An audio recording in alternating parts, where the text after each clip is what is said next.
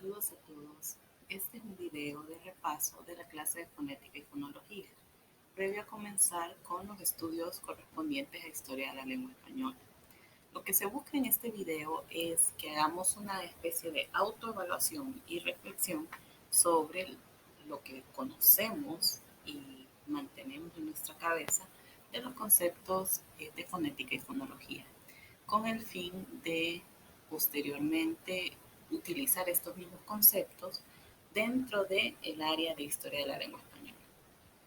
Para ello les presento esta primera imagen, que si quieren pueden ponerle pausa, ¿verdad? Y tratar de identificar cada una de las partes del aparato fonador y decir su nombre. Muy bien, aquí tenemos nuevamente el aparato fonador, ya con cada una de sus partes identificadas, y vamos a tratar pues de recordar un poco todos esos conceptos básicos de fonética articulatoria para tratar de ser capaces de identificar un sonido por su punto de articulación, por su modo de articulación y nombrarlo de forma correcta. En primer lugar, en la parte superior pues tenemos en azul las cavidades nasales y orales, ¿verdad? Sabemos que el velo del paladar, que está ahí marcado más o menos en rosado, tiene una función muy importante, ya que depende de su posición, el sonido saldrá por la cavidad nasal o por la cavidad oral. Pues también tenemos, pues, bajando, digamos, por la parte izquierda, tenemos el labio superior, los alvéolos, tenemos también los dientes superiores, abajo tenemos el labio inferior, dientes inferiores, tenemos la lengua, ¿verdad? Que la lengua pues la podemos dividir en tres partes, entre el ápice, el dorso y el postdorso. También tenemos pues en la parte superior de la lengua, pues ya habíamos mencionado los alvéolos, pero también está el paladar, el velo, que ya había mencionado también, y la úvula, ¿verdad? Entonces, esas son unas de las principales, digamos, partes del aparato fonador en la parte oral. Y más abajo, pues vamos a ver que hay algunas otras que cumplen funciones también muy importantes, como las cuerdas vocales, la laringe, entre otras. Bien, ya que hemos recordado algunas partes del aparato fonador, es importante recordar que vamos a tener los sonidos divididos en, digamos, tres aspectos muy importantes, pero en realidad los sonidos se describen desde 7 puntos de vista. Vamos a enfocarnos pensando en el idioma español y en lo que conocemos de fonética, en las características más generales y variantes, ¿verdad? Pero sí debemos recordar de que también el aire se puede aspirar o expirar, que también pueden haber sonidos sordos, ¿verdad? De la parte, digamos, de la laringe, y pues algunas otras características que no son meramente propias de las lenguas indoeuropeas, ¿verdad? Entonces, con ello, pues tenemos el alfabeto fonético internacional, ¿verdad? Y con este vamos a ir describiendo cada uno de los sonidos. En primer lugar, tenemos el punto de articulación, ¿verdad? Que sería, digamos, el contacto que tienen dos articuladores, uno movible y uno inmóvil. Y en ese, pues, se dividen los sonidos entre bilabiales, cuando ambos labios se tocan, labiodentales, entre los dientes superiores y el labio inferior.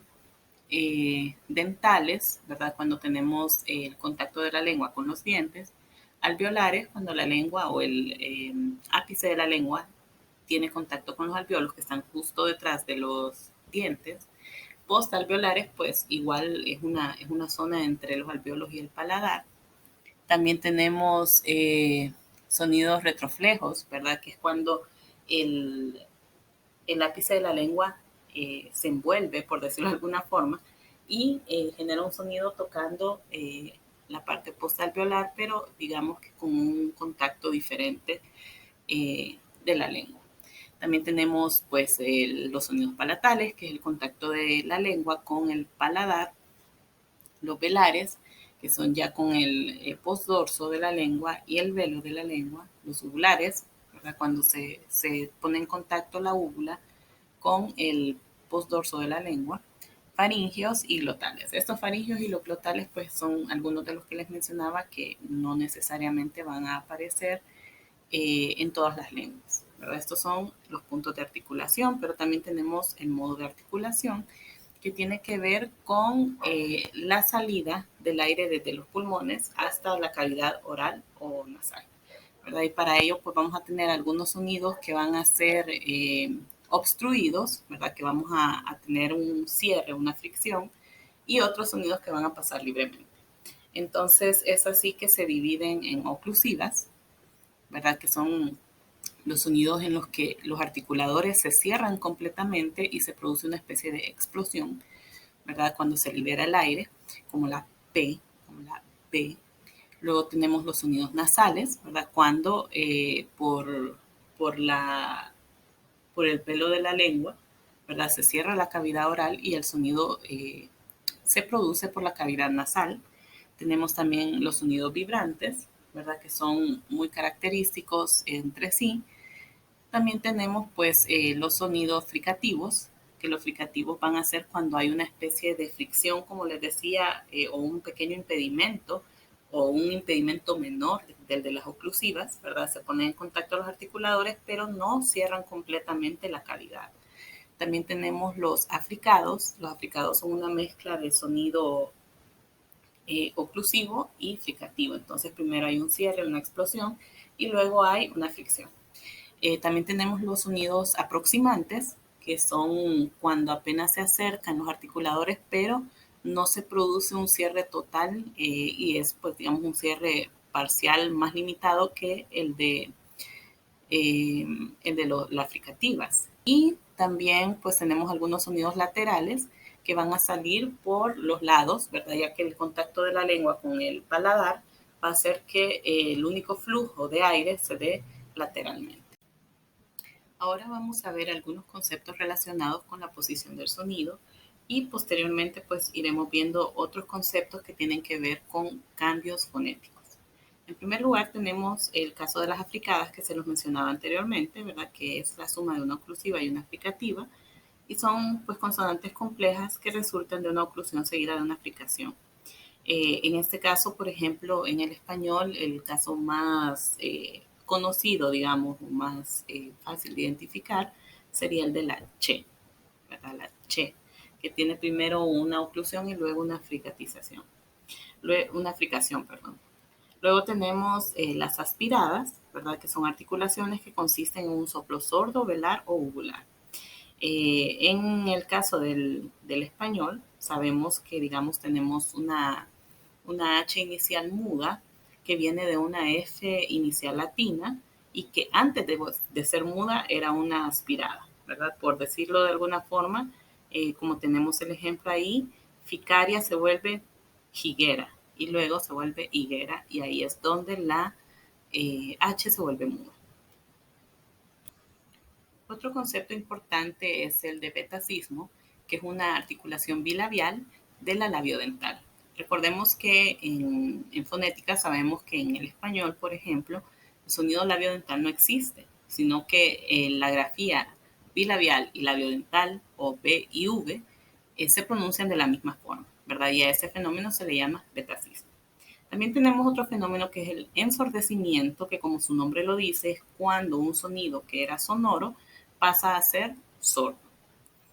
Y luego tenemos pues la fricativización, que justamente es cuando un sonido oclusivo se fricativiza por contacto con algún otro sonido que es más abierto, por ejemplo el de las vocales, ¿verdad? Y es así como las oclusivas sonoras intervocálicas se sonorizan, ¿verdad? No decimos caballo, sino que decimos caballo, ¿verdad? Es fricativa, ya no es oclusiva. Por otro lado, tenemos el concepto de geminadas, que son consonantes articuladas en dos momentos sucesivos de tensión, entre los cuales hay una distensión que sirve de límite silábico. En este caso, pues en el español son muy pocos los casos de geminadas que tenemos, a pesar que sí tenemos consonantes dobles, contiguas, como la vibrante múltiple o como la elle, por ejemplo, pero que por sí solas tienen un sonido especial, ¿verdad? Pero en el caso del latín y otras lenguas como el italiano, se mantiene este caso de geminadas. Por ejemplo, en la palabra fémina, Si se fijan, se da en un doble tiempo, ¿verdad? Se alarga un poquito más. Y eso le da pues esa musicalidad también muy particular que tiene el idioma italiano. Por otro lado, la palatalización es el proceso por el que el sonido desplaza su punto de articulación hacia el paladar duro. Es decir, un sonido que no estaba, que no se articulaba en el paladar duro, se va a mover hacia allá, ¿verdad? Entonces, así pues tenemos el caso de la T dental atraída por la I, que la vuelve che en español, como el caso de nocte, que se vuelve noite, y finalmente noche, ¿verdad? Ese es un caso de palatalización. Finalmente veremos dos conceptos más relacionados con el modo de articulación y con el punto de articulación, que sería la sonorización, que es el caso inverso del ensordecimiento.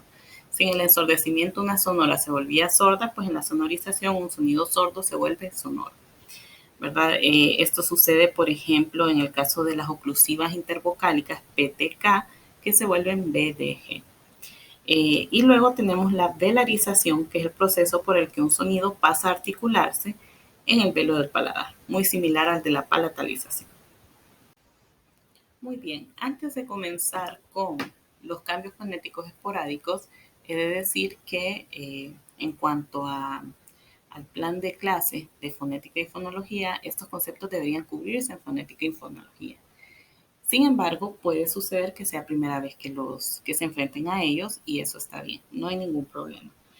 Lo voy a explicar rápidamente como una especie de repaso. Sin embargo, a lo largo de la clase lo vamos a ir estudiando uno a uno, todos ellos, para entender cómo evoluciona el latín al español. Comenzamos con la asimilación, que es el proceso en que los movimientos articulatorios de un sonido se propagan a otro sonido vecino, es decir, que se asimilan, ¿verdad? Y pueden haber diferentes tipos, ¿verdad? Puede haber una progresiva, es decir, que el sonido asimilador precede al asimilado, ¿verdad? Como en el caso de palumba, que se va a volver palumma y finalmente se va a volver paloma.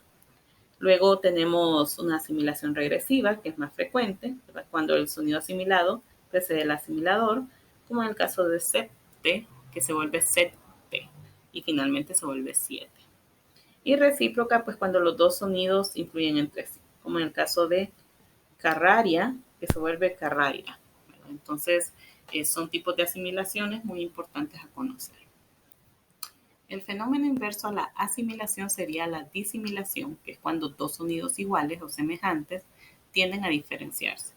Como en el caso de formosum, por ejemplo, que vemos que que tenemos dos vocales iguales, entonces van a tender a diferenciarse evolucionando a hermoso. Arborem, por ejemplo, que tiene dos vibrantes simples, se va a disimilar convirtiendo una de ellas en una lateral, como árbol. Y así pues vamos a tener algunos casos de disimilación en la evolución del latín al español. Otro fenómeno importante es la metátesis. La metátesis es cuando cambian de lugar los sonidos dentro de la palabra, atraídos o repelidos unos a otros, ¿verdad? En este caso, pues vamos a tener metátesis recíproca cuando los dos sonidos cambian de lugar, o metátesis sencilla o simple cuando solo un sonido se moviliza, ¿verdad? Ahí tenemos el caso de parábola. Vamos a ver dónde está ubicada la R y la L y que evoluciona en palabra y vemos que estos dos sonidos cambiaron de lugar. Y en la metátesis sencilla tenemos, por ejemplo, integrare, ¿verdad? Que esa R, vibrante simple primera, se va a mover de lugar. También tenemos algunos conceptos fonéticos esporádicos de adición, es decir, cuando se agrega un sonido, y pues están divididos dependiendo de en qué parte de la palabra se agrega dicho sonido. Tenemos en primer lugar la prótesis, que consiste en la adición de un sonido al principio de palabra. En el caso del latín, a las lenguas románicas, teníamos un grupo consonántico que era de una S seguida de una consonante, y en estas lenguas, o en algunas de estas lenguas, en el español, por ejemplo, se le agrega una I antes, ¿verdad? Así tenemos sperare, que se vuelve isperare, y eventualmente va a evolucionar a esperar. Luego tenemos la epéntesis, que consiste en la adición de un sonido en medio de palabra, es decir, no en la parte inicial ni en la final, en cualquier parte adentro. Y pues tenemos un caso muy común, que es cuando tenemos el grupo MN, que ese grupo se va a disimilar, se va a volver MR, y esa pronunciación como de hombre es muy difícil de hacer. Entonces, lo que se hace es agregar una B epentética, ¿verdad? Se agrega una B en medio de ese grupo para que se facilite la pronunciación y se vuelve hombre. Y luego tenemos la paragoge, que es en el caso de adición de un sonido al final de palabra, ¿verdad? En este caso, pues en el español es menos común, pero tenemos, por ejemplo, una E que se agrega a feliz, que se vuelve felice, por ejemplo, en el caso del italiano. También vamos a tener unos casos, unos cambios fonéticos esporádicos de eliminación, es decir, que se va a perder un sonido, y también están divididos dependiendo de la posición en que se pierda dicho sonido. Tenemos en primer lugar la aféresis, que es cuando se pierde un sonido al inicio de palabra, como en el caso de emérita, que pierde la E inicial y se vuelve mérida. La síncopa es la pérdida de un sonido al interior de la palabra. Tenemos el ejemplo de mortuo, que se vuelve morto.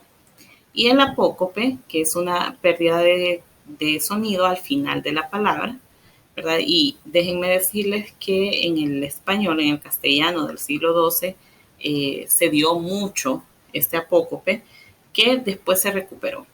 Es decir, vamos a ver palabras como noche, que viene de noctem, ¿verdad? Evoluciona a noche, y con el paso del tiempo recupera esa E al final de palabra volviéndose noche. Y terminamos el repaso con estos conceptos que tienen que ver con las vocales exclusivamente. En primer lugar tenemos el caso de diptongación, que es el proceso por el que la vocal se convierte en un diptongo, tras un proceso previo de bimatización. Entonces tenemos el caso de una E, por ejemplo, que se alarga, se bimatiza, o sea, se vuelve doble. Bimatizar viene de bi, que es dos, y matiz, ¿verdad? Que podríamos decirlo como doble sonido.